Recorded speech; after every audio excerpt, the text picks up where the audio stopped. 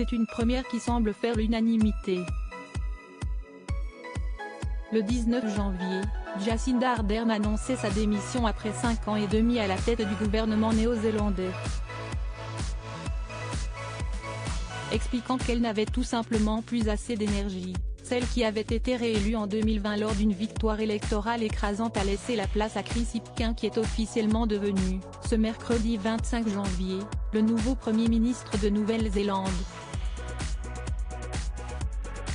Si les réactions politiques ont été nombreuses depuis sa démission, tel Olivier Véran sur le plateau de BFM TV ce dimanche 22 janvier qui louait son courage et son élégance, l'action de la femme politique de 45 ans a été saluée jusque dans les couloirs de Kensington Palace. Merci Jacinda Ardern pour votre amitié, votre leadership et votre soutien au fil des ans, l'ont ainsi remercié le prince William et son épouse Kate Middleton via un tweet signé WNC et publié sur leur compte officiel ce mardi 24 janvier. Et on devine que c'est le prince de Galles qui le souligne, notamment au moment du décès de ma grand-mère. La dernière entrevue de l'ancienne première ministre avec le couple remonte effectivement aux funérailles de la reine Elisabeth II, le 19 septembre dernier. Jacinda Ardern portait alors une robe noire agrémentée d'une cape traditionnelle confectionnée sur mesure par un designer maori.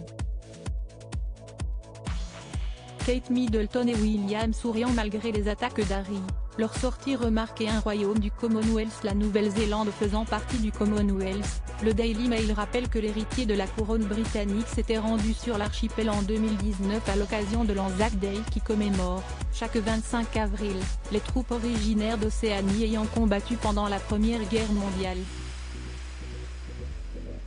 Rencontrant également des survivants de l'attentat terroriste de Christchurch au cours de sa visite, le fils aîné du roi Charles III avait alors évoqué son propre chagrin après le décès de la princesse Diana en 1997.